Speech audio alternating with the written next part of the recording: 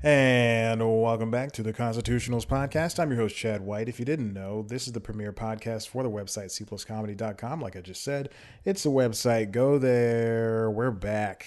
Episode is late. This is episode 177, I believe. I will check. I will proceed to check. Oh, you're looking at my email right now. Oh, God. StubHub just emailed me. I don't know why it's not in the promotions email, but there you go. Oh, you're looking at all the news time I just wrote and shot. The easy way for this would be for me just to go to the website cpluscomedy.com where I can see all the back episodes. If you ever want to listen to back episodes of this show, head on over there. I don't know why you would. A lot of racist stuff. I'm joking. There's no racist things. But I don't know why you would want to listen to that past episodes of this show. The show only gets better. He says as he adjusts everything. Late episode. Quite frankly, well, what was Thursday? Thursday, I saw my therapist, and usually I record after my Thursday sessions. But I just didn't do that. And then Friday I couldn't record. I wanted to. This is episode 177. So let's get on to it. I got some stuff to talk about. Let's give them something to talk about. Hey, if you can't sing old songs by yourself, then what can you do? What's going on here? Oh, I'm wearing a Peloton shirt. I had the Peloton app during the pandemic. I still have it, even though I am now going back to the regular gym. But I had the Peloton app. I have the Peloton app. And I did 100 workouts, and they're like, they send you a Century Club shirt. I guess they do this to everybody, but they send you a shirt that says, "Hey, you did 100 workouts, Century Club," right here on the sleeve. And then I moved, so I got the notification that I was going to get the Century Club T-shirt in, I want to say May. April or May, because I had the app in April and then 3 months of free. But anyway, so I had it so let's say I got the Century Club notification in May, and they're going to send me a free shirt. Obviously, things are going to be slow because of the pandemic. So I assumed, I'll get it late May, June, then it became July, and I was about to move. And, the short of it is I moved, and they said they sent it out, but they couldn't. This is prior to me moving. They said they sent it out, but I got a notification that it was sent, and then I guess USPS couldn't deliver it for some reason, even though they deliver everything else. And that's why we got to take away USPS. I'm joking. But then I put in my new address, and I said, "Please send it here," and they're like, "Okay." And that was in late July. So at that point, I knew I was going to move. I said, "You know what? Just send it to this new address." And then I forgot about it, quite frankly, well into September. And then maybe 2 weeks ago, I thought about, I should check in on that, because I even had to call them. I had to email them, and they got back to me and said, "Oh yeah, we'll get that handled for you." And then probably a week ago, I get an Amazon order from stuff I already ordered. And so I get these these couple of boxes, and I pull them in, and it's nighttime at this point. And the guys, the drivers already dropped the stuff off. I crack open my stuff. I go, "Great, look at all the stuff I got. I knew I ordered this a couple of days ago." And then I get another email that says, "Hey, we dropped off a package at your front door." And I went, No, I have all my packages." So right now it's probably about 9:00, maybe 9:30. I open the door, and then this just black package just falls. It was on the ground. It was on the ground, propped up, and then it just falls. And I go, "What is this?" And I don't know what it is. I look at the email. The delivery driver has taken a picture of the email of the package against my front door. And I go, "What is going on?" So I rip it open, and I go, "Oh my God, I forgot." And it was just this well-fitting shirt from Peloton. I want another one. I want to buy more Peloton apparel, but those shirts cost $48. I'm not doing that. So here we are. God, the microphone almost fell. This is a very strange setup. I'm still trying to figure this out, even though I'm several episodes into living at this apartment. Let's get on with this. Spotify releases first weekly charts. This comes from Variety, written by Jim Oswald.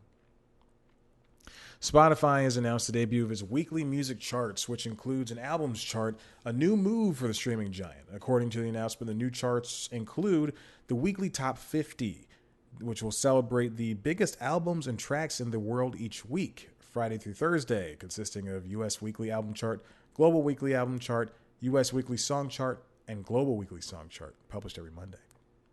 And the U.S. Top 10 Debuts and Global Top 10 Debuts list capture the biggest new releases on Spotify, Friday through Sunday.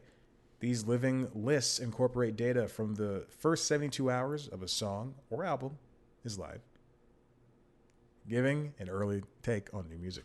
So this is a lot of the stuff that Billboard does, but on a smaller, more granular scale, and only for a single platform. Now this is big news for music because Spotify is the biggest streaming platform, and as I said before, that Billboard only offers this for everything. It's an encompassing thing, but Spotify and Apple, and even to some extent YouTube Music, they offer their own charts, and whether they're as detailed as they should be or are, then they are. So I have, oh God, please don't start playing music. Okay, so I'm looking at YouTube's chart right now, and they do have a section for charts, YouTube Music, and again, this will dig into the YouTube chart, but the top artists are already there. So this is like the people listening to this stuff on YouTube Music and YouTube. They have the top 50 pop music videos. They have all the music videos for every genre, what's trending right now. And again, this works for YouTube. But if I go to Spotify, which I have downloaded here in my entertainment folder, I don't know if they have this stuff on the free version. But it works in the exact, more or less the exact same way. It'll show you what's listened to and what's not. But I think this is a good move for them to in order to just show people what everybody's listening to. I mean, it's free. Everything's on a granular scale, and it's the things that if you're listening to the new Bieber album, you're probably going to enjoy something like this. And I listened to the new Bieber album, so I'm probably going to enjoy seeing what the pop world has for me. That being said, a lot of the modern stuff is not in my purview, but whatever. Charts, get them. Charts, get them. All right. Good job, Chad. Moving on. Amazon, speaking of charts, Amazon expands Thursday night football coverage. This comes from Variety, written by Todd Spangler, my good friend. Amazon expands NFL Thursday night football content on Prime Video and Twitch. So Amazon has, and I did an episode of News Time. Last week's episode of News Time is about Monday night, Sunday night, and Thursday night football. To some extent, Saturday. That used to be a thing last season, but they're not doing that right now because of the pandemic. Because they can't fly to different countries. However, what is that just wiped off my desk? That's gross. Ew, I don't know what that is. Okay. I don't know why I did that.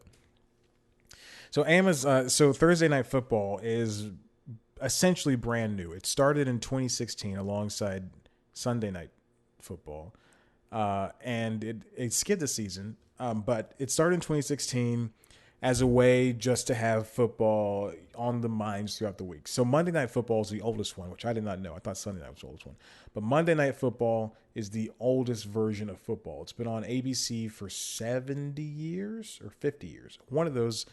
And it's interesting because I would think it's probably the least watched, but it's also ABC's only football. It's their only football, whereas NBC, Fox, and CBS all air football throughout the season. NBC has Sunday Night Football, and now Thursday Night Football is it was on Fox, and then it was on different networks, NFL Network, then Fox, but now it's being shared between Fox, NFL Network, and Amazon Prime. Because I don't really know the answer to this. I think it was because it's the bastard stepchild to to Monday Night Football. Like, no one's thinking about football on Thursday night. I don't know. It just doesn't do well ratings wise. But Amazon has a more aggressive game plan to drive viewers to Thursday Night Football streaming for the 2020 season, adding several new features and shoulder programming, is what they're calling it, for the NFL games available on both Prime Video and Twitch. So they're expanding this not just because I think if you don't have a Prime Video account or a Prime account, which entails you to a Prime Video account, then you can still watch Thursday Night Football, but don't quote me on that. I think that's wrong. But if you have Prime Video, you can watch Thursday Night Football. And if you have Prime Video, then that means you probably have Amazon Prime, which means you also have Twitch Prime, which they are now expanding more into the sports league because they do have esports and you can watch people play stuff on Twitch, but now they're going to expand it to be like this kind of multi-hyphenate live streamer, where you can also watch football. And I think this is a wonderful move because Twitch, while it does have this while it does have this niche audience of gamers, people also go there to watch cooking things and to watch lifestyle videos. It's everything. It's a better live streamer than YouTube is. And that is why Twitch excels at what it does, but it doesn't excel at pre-uploaded video. Okay. So this is the fourth year that Amazon has had Thursday Night Football. Remember the first year? I remember the first year. They had like 2 games. And then the second year, they had like 4 games. But now they basically have almost all the games. The deal the Amazon exclusive deal has not been set yet. And their package, they have a 3-year extension that goes until 2022, scoring additional single exclusive late season NFL game for each season. Probably like the ones that have been pushed back. But now, thanks to Amazon and Twitch, you're going to be able to have things like multiple announcer feeds. So if you want to watch Hannah Storm and Andrea Kremer do the Thursday night games, be your guest. But also, you can listen to the default Joe Buck and Troy Aikman game. The new this year is Scouts Feed, which features podcasters and former NFL scouts Bucky Brooks and Daniel Jeremiah alongside sports podcast, radio, and TV show host Joy Taylor. So there you go. And then also you have the Fox Deportes. So that's so cool. So that's about 5 different ways to listen to the games on Twitch as well as Amazon. And then in-game on-demand replays on Prime Video.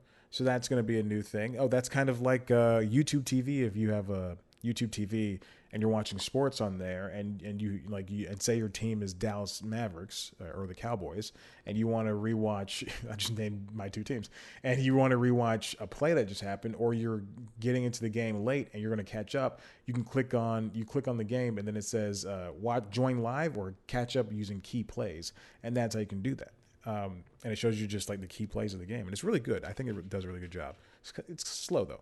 NFL Next moves to Tuesdays, launched late last year as a pregame show. Amazon's NFL Next returns this year to Prime Video as a live and on-demand show that premieres Tuesdays at 8 p.m. Eastern. Okay. Kay Adams. Oh, the lovely Kay Adams. Chris Long and James Coe all host that show, and along with Andrew Hawkins. And then new NFL shows on Twitch. There's going to be NFL shows on Twitch. Cool. Interesting. So they have the full lineup. Whoa. Then there's also exclusive Saturday games. There you go. There's a Friday game. I think that was pushed. That's Christmas Day. And I think that might have been pushed because that was a game that was at the beginning of the season, but now it's pushed because of the COVID stuff. Any Hoosers, this is great. I think Amazon's doing a wonderful job. This is a good way. Sports have been missing from streaming in a tangible way. And so Amazon is getting their foot in the door, as well as NBC's Peacock with the Premier League and soccer stuff. So I say all the power to you. Listen, we're going to go to the break, and when we come back, we'll talk more about whatever's going on here.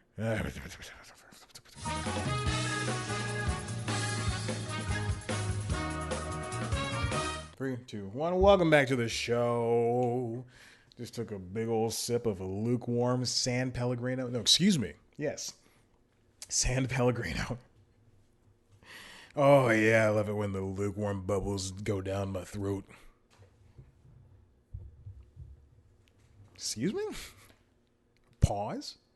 That's the first time I've ever used that type of slang. Did it work? No? All right, move on. I was talking to a friend on the phone, and we both like, on FaceTime, and we both like Desus and Miro. And I started talking like Desus and Miro, and obviously I'm not as cool or slick as them. I can't say words like ma. Like, yo, ma, what up, girl? How you doing? I can't do that. Like, obviously I can't do that. I'm looking at the tripod right now, and it is very crooked. I hope the video is fine. If not, I won't fix it in post. Let's go on. Oh, this is a big story. I'm really trying to. I should not have had sparkling water over here because it's really coming back to bite me in the butt. This comes from Variety. Are these all from Variety? Oh, I know what I was doing last week. This is me on a Thursday trying to find stories. That might be the reason why I never recorded this show. This comes from Variety, written by Naman Ramachandran and Minori Ravadran. Regal Cineworld, I really do apologize if I mispronounced those names, and I think I did. Regal Cineworld confirms temporary suspension of U.S. UK operations. I also before I move along with this, there was an episode of the Journal from Wall Street Journal, their podcast, their Friday episode, basically covered this, and they talked to the head of Regal Cinemas. And what happened last week is Regal Cinemas is the second largest proprietor of movie theater chain in the world, right under AMC. And they decided to close up shop until 2021 after No Time to Die was pushed back. So Tenet failed. And then, I mean, it performed well. Well, actually, the first box office for War with Grandpa outperformed Tenet. But Tenet didn't do so well, given the world, what's happening in the world right now. And No Time to Die was pushed back, and then Warner also pushed back other Warner properties, including Dune and Wonder Woman 1984. Disney is dropping Soul on Disney Plus, which sucks because I want to see that movie. It's the first movie starring a person of color from Pixar, besides Coco. I wonder if it's directed by a white guy, just like Coco was. You know, that's one of my biggest problems with Pixar and Disney is that I don't care if there's a brain trust. I don't care if there's, if it's, 7 people that handle everything. When you have people of color starring in the movie or making the movie, as is the case of Coco, let's get them. Let's not get them as co-directors. Let's get them as regular directors. I don't care if Lee Unkrich is in charge. That being said, Pixar, I got ideas for you, baby. Okay. In a statement released Monday, the group said in response to increasingly challenging theatrical landscape and sustained key market closures due to COVID-19 pandemic. Listen, it's the coronavirus pandemic. Cineworld confirms that it will be temporarily suspending operations at all of its 536 Regal theaters in the United States and its 127 Cineworld and Picture House theaters in the UK from Thursday, October 8th. 2020. The group attributed the closure to the pipeline of studio films drying up as major U.S. markets, especially New York, remain closed. Now, the CEO of Regal and Cineworld did mention profusely over and over again that the problem was the markets like New York closing up. They can do, without, smaller things like, I don't know, Idaho or something. But New York has a huge population density, and those people are going to go see movies. I could, you could probably say the same thing as Chicago, New York, Atlanta, where the players play. And, and it's tough for them to have 45,000 employees, working when the only movies in theaters are Shrek, movies that were released, Shrek and Frozen and other small things. A little off topic. Tenet is at my local drive-in theater, and I believe it's leaving this weekend. And I have yet to find somebody to go with me to see this godforsaken movie, and I just want to see it. I've been asking people, you want to go to this drive-in theater with me? All you got to do is sit in the car and watch a movie. Everybody's got an excuse. I don't want to go to it's in a couple of theaters near me, within walking distance, one within walking distance of my job, and I refuse to go see this movie in a theater because we're in the middle of a freaking pandemic. So like I said, 45,000 employees are going to be affected. But would you, and I'll posit it like this. Excuse me, I have a big vocabulary. Would you rather have a bunch of theaters closed down or tough it out? I mean, would you rather have a bunch of theaters closed down because you're trying to tough it out, like AMC, or would you rather just shut operations, furlough everybody, and then wait until next year? That is what the Broadway is doing. That's what the opera is doing. That's what music is doing. And yeah, it's going to suck. But those theaters that are closed because you closed them are going to open next year. Sources told Variety that over the weekend that the chain hasn't yet set a reopening date, but could open back up only in 2021. If Wonder Woman 1984 releases in December, maybe they could open back up again.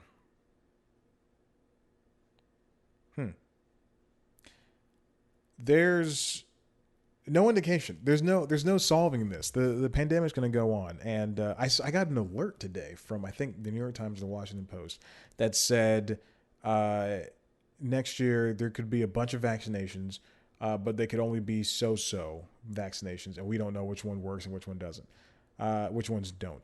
And yeah, that's true. And, at some point, there's no solution to this except wait.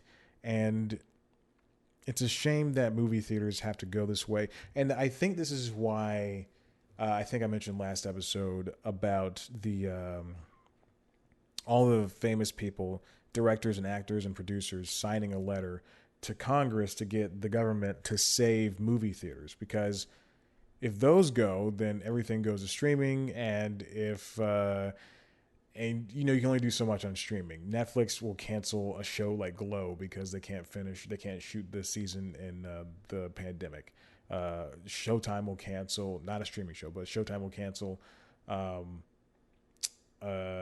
Being a God in Florida, wherever heck it's called, with Kirsten Dunst, because they can't shoot it. And these shows are good, and they get accolades. They get accolade, and yet these networks and these streaming platforms have to cancel these things. Anyway, let me get back to what I was saying. But then, movies move to streaming, and then I was thinking about this last night too. This is so strange. Movies move to streaming, and then they only make so much or get so many views on streaming. But then, Netflix and Disney say, well, this movie performed like this, and we gave them this budget. What if we gave them less of a budget? Would it still perform just as well, or just as poorly? And I'm kind of cutting this up, but I think that's how they kind of see it sometimes. They'll see, oh, okay, we can make this rom-com, Love Guaranteed, a movie that's still sitting in my Netflix queue because I just don't want to watch it. But I love Damon Wayans Jr. and Rachel E. Cook. That's her name. But they can see a movie can be made for $2 million and shot in 13 days, and then they'll just go along with that. I don't know if that's the numbers of this show or the movie, but I'll tell you what: if News Time had that much money, $2 million, ooh, I can make a whole good series. Okay. This last thing comes from Variety, of course, written by Brent Lang. Comedy powerhouse, The Second City is for sale. So on top of having a bunch of, improv comedy, having UCB leave New York and focus only on the mobile versions of UCB as well as the LA theaters. Chicago IO having a not being canceled. The owner of Chicago IO closing up shop, and then Second City having that guy was canceled. I believe that was it. Right? Let me see. I don't remember. I did an episode of Second City. I did an episode of News Time. Andrew, his name is the Andrew Alexander. He resigned because of some stuff, but now it's up for sale. Owning an improv theater in the time of the pandemic is one of the most difficult things in the industry, guaranteed. And it's so specific because improv theaters, especially for-profit theaters, have a difficult time of running in the first place. Now, I did an interview with a couple of the heads of Dad's Garage here in Atlanta, and I urge you to go watch that interview over there on youtube.com/C+comedy or on cpluscomedy.com. Just type in Dad's Garage, and I'm sure you'll find it. But John and Laura over there were talking about, and I mentioned it because the UCB shutting down in New York happened like a week prior to me sitting down with them and talking about it. And they give some really good insight on how to relaunch a improv theater back during a pandemic. And they're not for profit. They're a non-profit theater. Good at what they do, too. The announcement comes as not COVID-19. COVID-19 is the disease. The coronavirus pandemic has upended the live events business that helped define and popularize the Second City. Talking about the alum for a second. The brand expanded beyond the theatrical stage in Chicago, where it first launched as a scrappy upstart in recent years. The company has moved to consumer and corporate education and has invested heavily with online courses. Of course, there's the Andrew Alexander stuff.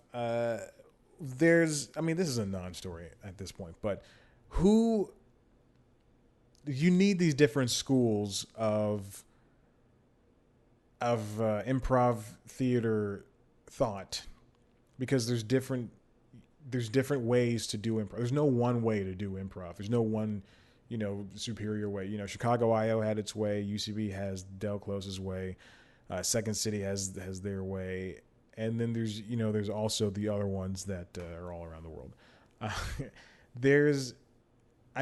don't know who could buy this. UCB is owned by four, if you're a comedy fan, big comedy names, and then one A-lister, and then Matt Walsh and Ian Roberts and Matt Besser. They're not A-listers, but Amy Poehler is. But even then, they can only put so much money and time and effort into this thing, and they, were Matt in particular, Matt Besser, giving it his all. And now they're taking their step back from UCB. So, Chicago IO, you could either go the way of Chicago IO and close up shop, or go the way of UCB. And I'm not saying their way is right, but restructuring. And Second City at